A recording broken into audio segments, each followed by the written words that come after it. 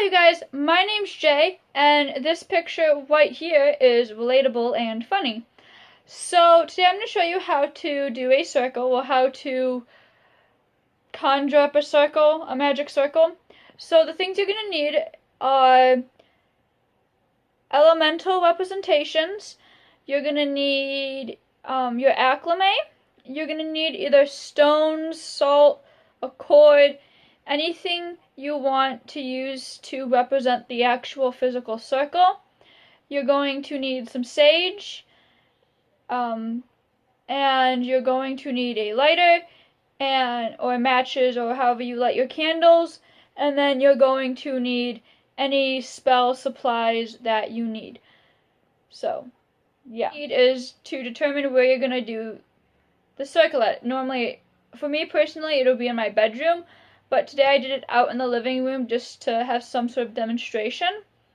So what you're going to do is you're going to light your sage, whether it's an incense or a sage stick, whatever, to purify that space. You can also use like purified water, salt water, but I personally just use sage. If I'm really lazy, then I'll use the purified water.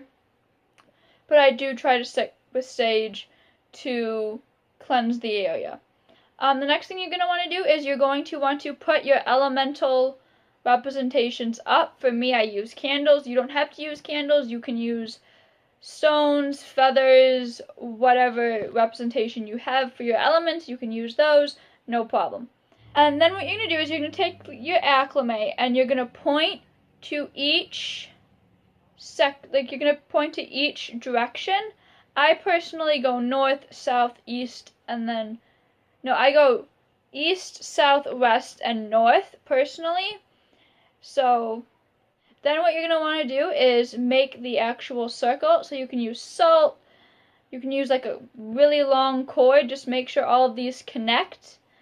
And then or you can use stones, or whatever else you want. I use stones, personally. And then you're going to want to put anything else in that you need for your spell. So it should look something like this, plus a few stuff, plus your ingredients.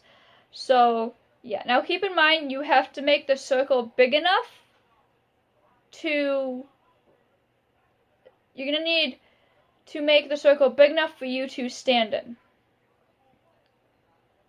Now, me personally, I'm very self-conscious about having a candle behind me that I can't see. So for me personally, I think it would be south. So whatever element would be behind me, how I stand, I would not use a candle for. I'd only use a candle for the other three elements, and then I would use an object. Just because I do have a tendency to lean back, and I don't want to lean back and catch anything on fire and burn myself. That would not be good. So just keep that in mind. So then once you are all ready to do that, then you have to call your elements and actually form your circle. So for me personally, I start in the east, then I go south, then I go west, then I go north. So yeah.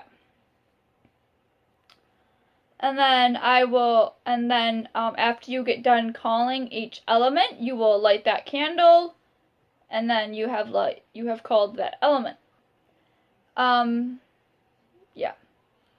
The tea lights that I have in my little mini circle right now are just to represent the goddess, and spirit, so I would light those as well. And then once you're done with that, you can just go on with your spell, your ritual, and you're done. And then to break down your circle, what you're going to do is you're going to say farewell to your elements. Again, I do east, south, west, and north. And once you say farewell, then don't forget to say farewell to your god and your goddess and spirit. And then after that, you can just clean up, and yeah.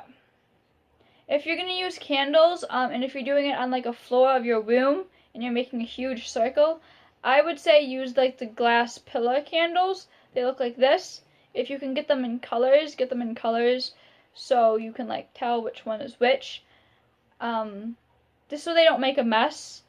And if you have to use loose candles, just make sure you have a candle holder, just so you don't make a mess on your room. And that's about it. Bye!